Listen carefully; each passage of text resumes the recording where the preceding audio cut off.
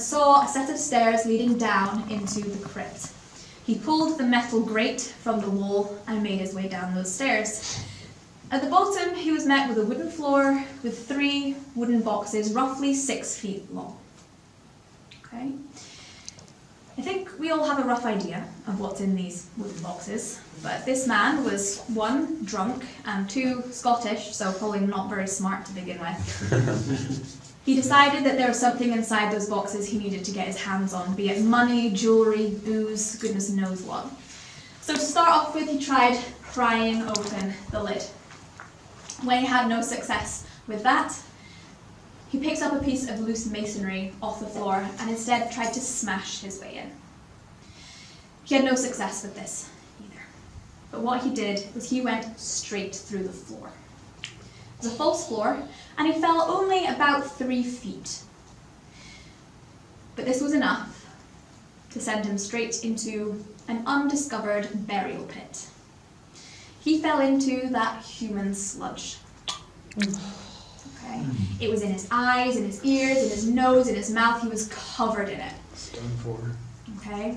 Really unpleasant. He'd also broken his ankle on the way down. He was in a lot of pain and he started to scream, shrieking wildly, desperately panicking. So, he's shrieking at the top of his lungs, okay, as loudly as he possibly can. And our groundskeeper is sat in the office and can hear this. And he does what none of us would want to. He picks up his torch, grabs his dog, and goes to investigate. What he sees coming up those steps will probably stay with him for the rest of his life. Okay. What he sees when he peeks through the door is what looks like an emaciated thing crawling and clawing its way up the stairs, shrieking wildly as it goes. The groundskeeper does what any of us would. He drops his torch, lets go of his dog, and runs. He runs as fast as he can. And the homeless man just wants help, and so he makes chase. They chase each other around and around the kirkyard for a number of minutes until a policeman comes to investigate. Okay. What this did was it released a cloud of fear. Fear is a form of pheromone. This, we think, is what sparked and kind of kicked off this entity, this thing that resides here. The attack started a week later. Scratches and bites in George Mackenzie's mausoleum.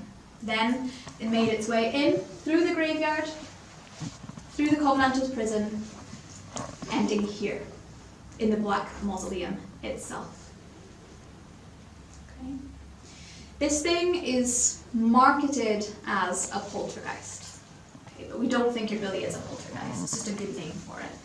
A poltergeist is something that comes to being when a child is experiencing a lot of change in their life. The poltergeist wants to stop that change from happening, but a poltergeist can't hurt you. Okay? If it hurts you, then it hurts the child, and that's the very last thing that it wants. It's also not a ghost. We don't think ghosts can hurt you either. You see them and you run, and that's when you get hurt. We don't know what this thing is. Okay, we have no idea. It works on roughly a 3-month cycle. You have about 2 months of relative quiet, maybe the occasional scratch or heavy breathing in somebody's ear, but it's fairly quiet. Then things start to get worse. People start to feel faint in here, start to feel dizzy. People start to panic. And then after about every 3 months, we start to have more serious things, serious scratches, people fainting, going unconscious, and becoming so terrified that they run for their lives. Okay? A tour guide colleague of mine had somebody make it over the Flodden Wall before they'd even made it to the gate. Okay? They scaled the wall. This lady was in her 50s. Wow. Okay. And she climbed that wall and she ran as fast as she possibly could, and the guide didn't hear from her. She ran for it. Okay. We've had Navy SEALs, American Navy SEALs out on our tours. A gentleman specifically was massive. He was here in this section right in here, who stood away at the back, and he started to feel this panic, and he was scared out of his mind. He went unconscious, and once he escaped the mausoleum, he got on the next flight home and hasn't returned to Scotland since. That's how terrified people are of this kirkyard and this thing, this entity that resides here. Okay, it's not a pleasant thing.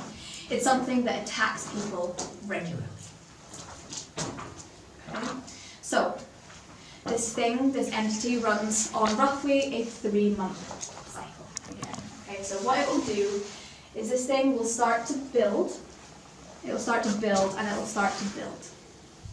Okay? It never ever picks somebody on the way in. It always picks them on the way back. That scared the crap out of me.